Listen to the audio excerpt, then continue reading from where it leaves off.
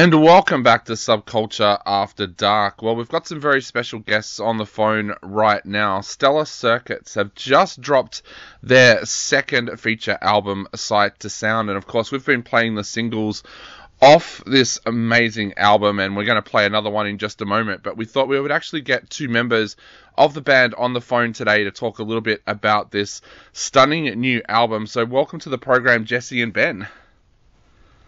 Hello. How's Cheers, it going, man. Thanks for having us. I'm going really, really well. Now, guys, this album is just an absolutely sensational album. Tell us a little bit about what you guys were hoping to achieve with this album this time around. Oof, what were we trying to achieve? Well, we just wanted people to hear it. Yeah, we were trying to grow, man. We're always trying to push ourselves, but really at the end of the day, it's just we try to write and play what we like to hear, and we hope that people dig it, you know? A lot of bands will say that the second album is one of the hardest albums to write because you're coming off a first album, but then you've got this second album that you've got to do. How did you find that experience, especially considering that the first album did so well for you guys? Well, honestly, man, writing music the way we do, it's a bit difficult, man. We put a lot into it. I can't say that there seem to be more difficulties with this one as compared to the last one. We sort of just put our heads down and work our asses off to just try to make something that we think is good. Thankfully, we had the time between the last record to sort of reassess and get our inspiration back before we started again. But it's challenging, man. Writing music and then getting four people to agree on it can be difficult, but it's worth it for sure. Definitely the most fulfilling part is writing together and then just kind of seeing it develop into something that you maybe had never, anticipated. So that's, at least for me, I feel like that's kind of the most fulfilling thing. So I know that all of us really enjoy writing, so it's not really, it's hard, but, just put the time in and we just end up developing these ideas that turn into an album over time. What is that writing process like for you guys? Do you all get together and write together, or do you all go away and do your own thing and then bring it to the table? In the end product, yeah, it's like all of us are kind of working together. Tyler, our drummer, and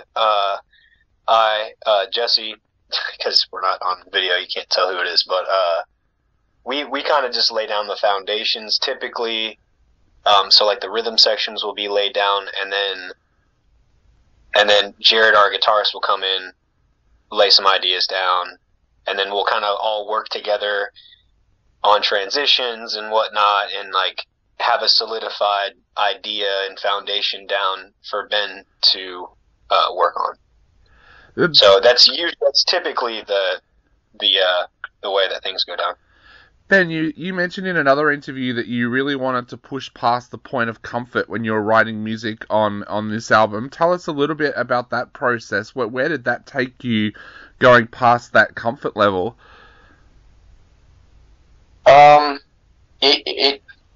It usually ends up in a place that I didn't expect. That's for sure. And I don't know, man. I know everybody has their own way of writing music. For me, writing music is sort of a spiritual thing. So I try to just kind of get into a place where I feel like I'm really open and vulnerable to the music that my friends are making, which I always am. And I just sort of try to dig as deep as I can. I feel like when I'm in the middle of writing something, if I have like a really intense emotional reaction when I'm laying something down, I usually try to, focus on that and push that further. So it's kind of hard to explain the process other than really just kind of immersing myself fully in the sounds that I hear and then trying to be as honest as I can and as creative and with my voice and otherwise. I really just try to not let anything hold myself back from expressing myself, especially self-consciousness or anything like that. You mentioned before as well about the writing process taking on the direction of the album. Was there any concepts or any themes that you guys found were coming out during that writing process that we see on this album? I think there's a commonality between a lot of the music that we write. I think there's sort of like a sense of, darkness, and there's a lot of pain that we put into our records, but then we try to balance that with the flip side as well. Sorry, man, I lost track of the question. I apologize. No, that's all right. I was just saying, is there any kind of concept or themes that kept on coming up, and that's what took the direction for this album? Yeah, so the title of the record, there was sort of a thing about that permeated through, but I think Jesse's mentioned this before too. We really kind of sit down and just write a collection of songs. We're not necessarily conceptual when we put together songs. I think retrospectively sequencing is really important, and how that ties together, and it's kind of funny how it ends up being something that seems like it was supposed to be there all along. But yeah, typically speaking, we just kind of work each one separately, like it's the most important song in the world each time, and then move on to the next one. And then when we step back, we notice that there is a collection and there's sort of a through line, but it's sort of serendipitous how that works out. You guys found yourself in a really weird situation. Ways We Haunt came out and did well and got a fan base for you guys, and then the world went into lockdown with a pandemic. How did you guys spend that time, and was that a difficult time for you guys not to get discouraged because of the time that it had come in your career? I would say we took advantage of that time because we were able to spend a lot of time. We were fortunate enough that we were able to spend a lot of time writing during that time, and trying to get connections. So, talking to people and whatnot, and we got the Nuclear Blast deal and all that stuff. And we, even our bigger tour opportunity with Chevelle came during that time. So it was kind of, the world was in lockdown, but we kept our heads down and we just kept doing what we love to do, and just stayed locked in the basement and kept writing. Yeah, it drug on, man. But to be honest, like, since this band's been around, we've done a lot of our work like in the studio, writing songs, like trying to get our stuff out there online.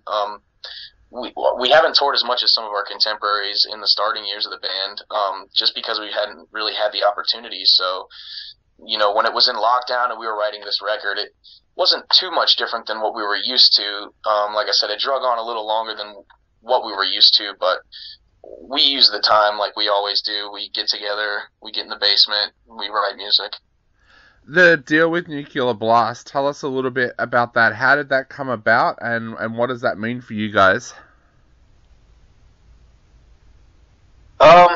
It came about, it's just, it was kind of strange. It's just a string of people that we knew. Our old manager, knew a booking agent. Our booking agent knew our manager, and then our manager got us connected with Nuclear Blast.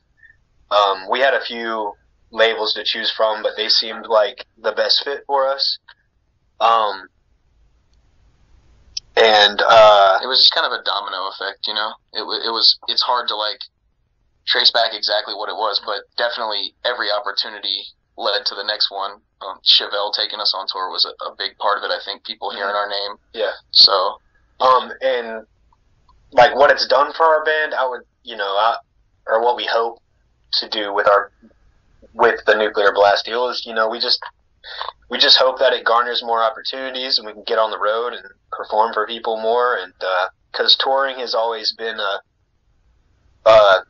thing that we've always wanted to stay consistent with, but we've never found that right groove. But we feel like it's coming. We have some good booking agents that we're working with now, and we got some stuff on the horizon. So, which you guys will hear from shortly. So awesome. Now, you've both mentioned the Chevelle tour there as well. How important was that in the history of the band for you guys? Like, because it did get your name out there and got you noticed by a lot of people. What was that tour like for you guys, and were you aware of what it was doing for the band at that time as well? Yeah, I think as soon as we got the news that it was going down, we freaked out. Yeah, we freaked out, and that wasn't just the mushrooms that we had eaten. It was really like we knew the opportunity was crazy, and from the time that we got that news, we knew it was going to do a lot for us. So, man, there's so many things. It's kind of hard to list. Like being in that environment, seeing what it's like for a top tier band to perform, like all the responsibilities, not to mention the freedom, and just the scope of everything, the production, playing for that many people every night. It gave us an insight into, I think, what it would take for us to hopefully get to that point, and also give us even more of a thirst, you know. And the fire has always been burning for us, but when we had that opportunity, it would just ignited it even further. So it just, I know for myself, it really made me just want to keep working harder and make that to where we could do it as much as possible, you know. Definitely. Now, bringing it back to the new album, you guys mentioned before about testing yourselves with the writing process, but this also feels like this is an album where you guys were willing to do a lot of things different musically as well. Tell us a little bit about that, because there's a grittiness and an aggression that comes through on this album that's fresh and new. Were you guys aware of that when you were recording? Yeah, I think earlier on in the process of writing this record, like I wouldn't say that we've found our, you know, identity as a band. Like we're always searching, we're always just exploring and trying to come up with new sounds, and we treat, you know, each song as its own entity. So, but yeah, I think early on we noticed that there was more like heavy elements that were coming out compared to Ways We Haunt, I would say. Yeah, for sure. Do you think there was a reason for that, or did that just happen with a natural kind of evolution? I think, yeah, evolution, and, you know, a lot of it depends on, you know, what have we been digging on, you know, lately in the past week, month, year. You know, some of us in the band are a little bit more prog rock minded. Some of us are a little bit more into the heavy shit. Some of us like more melodic stuff. But I think in that Venn diagram, there's a big center where we all meet. I know I don't mind it when we go heavier because I listen to a lot of heavy music myself, but I do love the melodic stuff we do too. So I think it was just happenstance how that turned out.